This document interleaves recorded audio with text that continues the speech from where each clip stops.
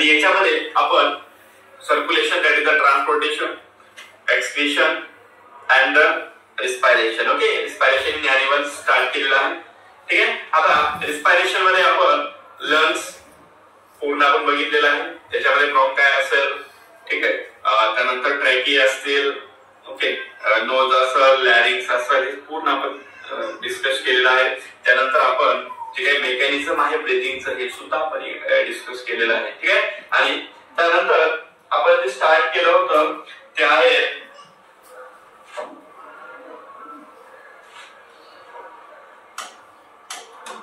respiratory valves, respiratory valves and capacities. आता respiratory valve याच्यामध्ये आपण काय बघितलं होतं तर टायडल व्हॉल्यूम फर्स्ट स्टार्ट केलं होतं आपण. पण टायडल व्हॉल्यूम म्हणजे नेमकं काय असतं बघायला. ओके, चला आपण प्रीवियस लेक्चर टेस्ट करूया. ठीक आहे. चला बघा, ते आपण याच्या अगोदरच्या लेक्चर मध्ये डिस्कस केलेलं आहे. बघा आता ऍक्च्युअली टायडल व्हॉल्यूम म्हणजे काय असतं, नॉर्मल इन्स्पायरेशन. ओके, बघा हे एकदम नॉर्मल इन्स्पिरेशन आहे. ठीक आहे. and this is the normal expiration. Okay, normal inspiration, normal expiration, that is the tidal volume. And tidal volume म्हणजे काय, it is the process in which the normal inspiration as well as expiration takes place, that is the tidal volume. Okay, tidal volume ची capacity किती आहे तर 500 ml आहे, लक्षात ठेवा. चला आता याच्यानंतर आपल्याला बघायचं आहे इन्स्पिरेटरी रिझर्व व्हॉल्यूम. बघा हा इन्स्पिरेटरी रिझर्व व्हॉल्यूम, IRV म्हणजे काय, इन्स्पिरेटरी रिझर्व व्हॉल्यूम. बघा आता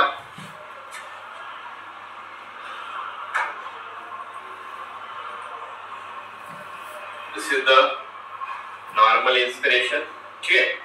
परंतु आपण ज्यावेळेस फोर्सफुली इन्स्पिरेशन करणार आता बघा. ठीक आहे. आता एकदम फोर्सफुली, आता हे जे इन्स्पिरेशन दिसतंय तुम्हाला, this is the forcefully inspiration. ठीक आहे. This is the forcefully inspiration. Okay, बघा मग हे इथपर्यंत कोणतं इन्स्पिरेशन होतं तर नॉर्मल होतं. परंतु याच्यानंतर हे जे इन्स्पिरेशन झालेलं आहे ना, याला म्हटलं जातं इन्स्पिरेटरी रिझर्व व्हॉल्यूम. काय म्हटलं जातं याला, इन्स्पायरेटरी रिझर्व व्हॉल्यूम. बघा लक्षात ठेवा, हे काय आहे, इन्स्पायरेटरी रिझर्व व्हॉल्यूम म्हणजे the forceful respiration, the total volume of gases after the forceful respiration or inspiration. एकदम असं जोरात आपण इन्स्पिरेशन केलंय, मध्ये श्वास जोरात ओढून घेतलाय, त्यावेळेस जी कॅपॅसिटी आहे इयरची लंग्स मध्ये, या कॅपॅसिटीला काय म्हटलं जातं तर इन्स्पिरेटरी रिझर्व व्हॉल्यूम. ओके, काय म्हटलं जातं इन्स्पिरेटरी. म्हणजे हा जो आहे ना, हा नॉर्मल जर सोडला, ओके, जो बाकीचा जो एक्स्ट्रा आहे, ओके, हे जो आहे फोर्सफुल इन्स्पिरेशन, यालाच म्हटलं जातं इन्स्पिरेटरी रिझर्व व्हॉल्यूम. काय म्हटलं जातं याला, inspiratory reserve volume. Inspiratory reserve volume म्हणजे काय, the forceful inspiration, the forceful inspiration, that is the inspiratory reserve volume. जे काही फोर्सफुल इन्स्पिरेशनच्या वेळी जो काही व्हॉल्यूम गॅसेसचा व्हॉल्यूम आहे त्या व्हॉल्यूमला म्हटलं जातं इन्स्पिरेटरी रिझर्व व्हॉल्यूम. आणि तो व्हॉल्यूमची कॅपॅसिटी असते 2500 to 3000 ml. ओके, एवढी याची कॅपॅसिटी असते. बघा लक्षात ठेवा, दिस इज हे नॉर्मल आहे. ठीक आहे. हे एकदम फोर्सफुली केलंय. ठीक आहे. आता बघा, आता ऍक्च्युअली या दोघांच्या ऍडिशन म्हणजे कॅपॅसिटीज आहे. ठीक आहे. परंतु आपल्याला सध्या आपण व्हॉल्यूम बघतो. आता बघा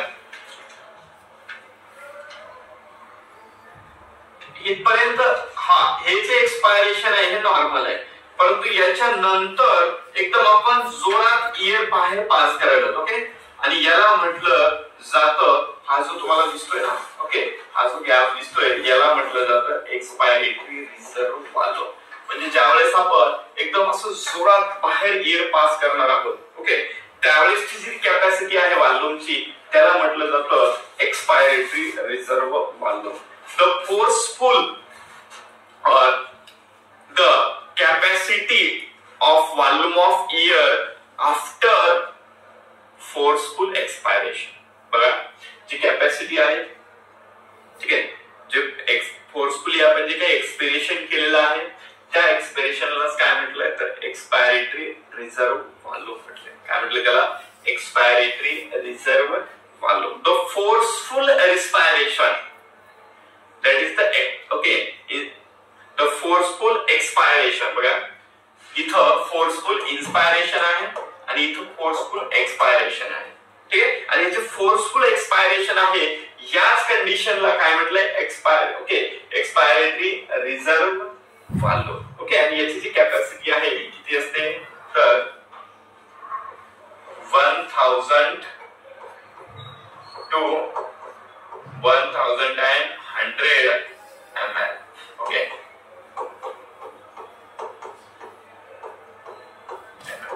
1000 ते 1100 ml एवढी कॅपॅसिटी असते. कोणाची? तर एक्सपायरेटरी रिझर्व्ह व्हॉल्यूम. ओके. त्यानंतर बघा आता हा जो तुम्हाला जो स्पेस दिसतोय ना हा आहे residual volume.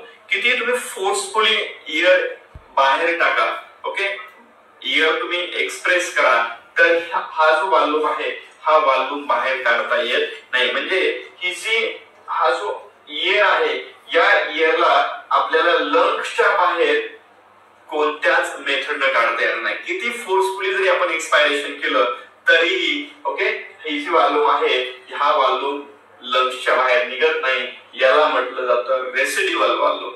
Okay. Residual volume म्हणजे काय? मग ज्यावेळेस आपण फोर्सफुल एक्सपायरेशन केलंय आणि एक्सपायरेशन केल्याच्या नंतर जो व्हॉल्यूम लंग्स मध्ये राहतो त्या व्हॉल्यूमला काय म्हटलं जातं? रेसिड्युअल व्हॉल्यूम म्हटलं जातं. काय म्हटलं जातं? Residual volume. बघा मग after forceful expiration the volume remaining in the lungs that is the residual volume. त्याला काय म्हटलं जातं? Residual volume. मग रेसिड्युअल व्हॉल्यूम म्हणजे काय? After the forceful expiration the volume of air remains in the lungs called as a residual volume. Okay. आणि या residual व्हॉल्यूमची जी capacity आहे ती आहे 1100 1200 ml. Okay. 1100 to 1200 ml. Okay. हे चार लक्षात ठेवा. एवढे लक्षात राहिले की बाकीचे जे कॅपॅसिटीज आहेत हे खूप लवकर लक्षात राहतात. चला बघा डबल एकदा रिवाइज करूया आपण. हे जे तुम्हाला नॉर्मल जे इन्स्पिरेशन दिसते आणि नॉर्मल एक्सपायरेशन जे दिसतंय या प्रोसेसला आपण काय म्हटले? Tidal volume. मग टायडल व्हॉल्यूम म्हणजे काय? It is the normal inspiration and expiration. Normal inspiration and normal expiration. That is the tidal volume. Okay, and its capacity is the 500 ml. Okay, आता त्याची कंडक्टिंग त्याच्यामध्ये कंडक्टिंग झोन ओके आणि respiratory zone असे दोन zone असतात. त्याच्यामध्ये respiratory zone हा 150 असतो, कंडक्टिंग हा 350 ml असतो. परत बघा नॉर्मल एक्सपायरेशन झालं, परत नॉर्मल इन्स्पिरेशन झालं आणि नॉर्मल इन्स्पिरेशन नंतर आपण एकदम असं फोर्सफुली एअर इन्स्पायर केलेली आहे. ओके. आणि ही जी फोर्सफुली जी एअर इन्स्पायर केलेली आहे ना या इन्स्पिरेशनला या फोर्सफुल इन्स्पिरेशनला ओके काय म्हटलेलं आहे आपण? इन्स्पिरेटरी रिझर्व्ह व्हॉल्यूम म्हटलेलं आहे किंवा total volume in the lungs. म्हणजे बघा हे पूर्ण आता इथपर्यंत काय आहे? इथपर्यंत एअर मध्ये भरलेली आहे. Okay, the total volume of air in the lungs after forceful inspiration that is the inspiratory reserve volume. ठीक आहे. आणि ही जी इन्स्पिरेटरी रिझर्व्ह व्हॉल्यूम आहे ना ओके हा जो एवढा जो व्हॉल्यूम दिसतोय ना एक्स्ट्रा झालेला ओके याची कॅपॅसिटी किती आहे? 2500 to 3000. ठीक आहे. त्यानंतर बघा this is the normal expiration, this is the forceful expiration. हे कोणतं एक्सपिरेशन आहे? फोर्सफुल. हे कोणतं एक्सपायरेशन आहे? फोर्सफुल एक्सपायरेशन आहे. बघा आणि हे जे फोर्सफुल एक्सपायरेशन जे आहे या एक्सपायरेशन आपण काय म्हटलेलं आहे तर एक्सपायरेटरी रिझर्व्ह व्हॉल्यूम काय म्हटलेलं आहे एक्सपायरेटरी रिझर्व्ह व्हॉल्यूम असं म्हटलेलं आहे आणि ही जी एक्सपायरेटरी रिझर्व्ह व्हॉल्यूम आहे याची कॅपॅसिटी आपण बघितली ओके 1000 टू 11 ओके 1100 ओके 1000 जवळपास 1000 ते 1100 ml याच्यामध्ये जो काही ईयर आहे ही ईयर अकोमोडेट होतो ओके चल बघा त्याच्यानंतर ज्यावेळेस आपण फोर्सफुल एक्सपायरेशन करतो त्यावेळेस त्याच्यानंतर जी काही ईयर लंग्स मध्ये राहील त्या ईयरला काय म्हटलं जातं तर रेसिड्युअल व्हॉल्यूम म्हटलं जातं जेणेकरून आपण जो स्पायरोमीटर असतो ओके हा स्पायरोमीटर सुद्धा याला मेजर करू शकत नाही म्हणजे हा जो व्हॉल्यूम आहे हा व्हॉल्यूम आपण आपल्या लंग्सच्या बाहेर काढू शकत नाही ओके म्हणून याला म्हटलं जातं रेसिड्युअल व्हॉल्यूम रेसिड्युअल व्हॉल्यूम म्हणजे काय the volume of air it will be accommodated or remains in the lung after forceful expiration that is the residual volume ठीक आहे याची कॅपॅसिटी किती आहे 1100 to 1200 ml ओके बघा हे 4 पॉइंट लक्षात ठेवा या 4 पॉइंट वरून बाकीचे आपल्याला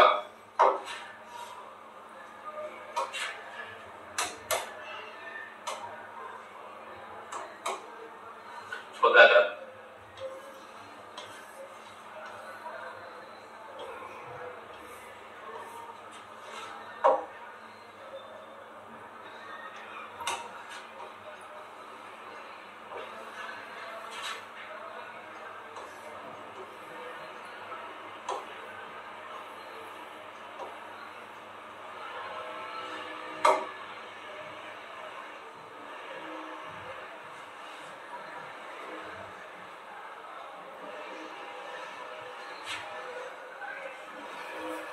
This is the residual volume. This is the expiratory reserve volume. This is the tidal volume. Okay, and this is the inspiratory reserve volume. ठीक आहे एवढा लक्षात ठेवा. चला त्याच्यानंतर बघा हा जो ग्राफ आहे हा ग्राफ सुद्धा याच्यावर ड्रॉ केला जातो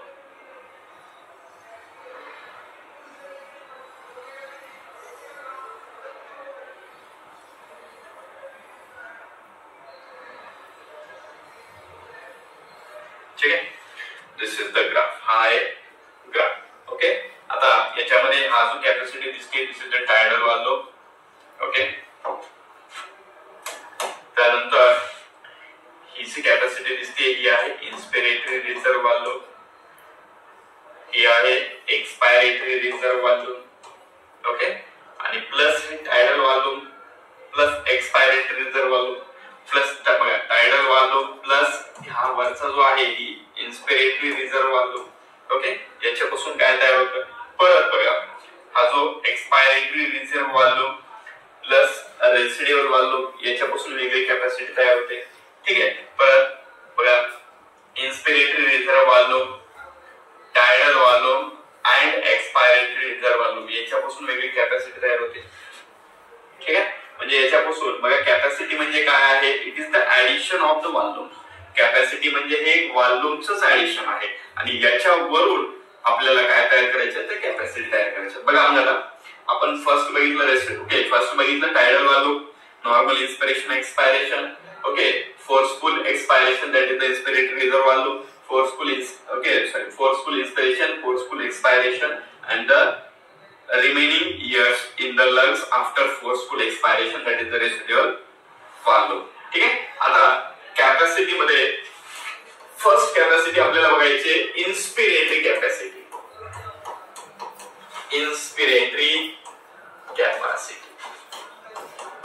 चल आता इन्स्पिरेटरी कॅपॅसिटी म्हणजे काय बघा हा इन्स्पिरेटरी रिझर्व्ह व्हॉल्यूम आणि हा टायडल व्हॉल्यूम ठीक आहे या दोघांना मिळून काय म्हणणार आपण इन्स्पिरेटरी कॅपॅसिटी या दोघांना मिळून आपण काय म्हणणार आहोत इन्स्पिरेटरी कॅपॅसिटी म्हणजे पूर्ण जे दिसते आपल्याला this is the inspiratory capacity. ही काय आहे? Inspiratory capacity. म्हणजे इन्स्पिरेटरी कॅपॅसिटी मध्ये काय येत आहे तर tidal volume plus inspiratory reserve volume plus inspiratory reserve volume. बघा काय काय येते याच्यामध्ये लक्षात घ्या.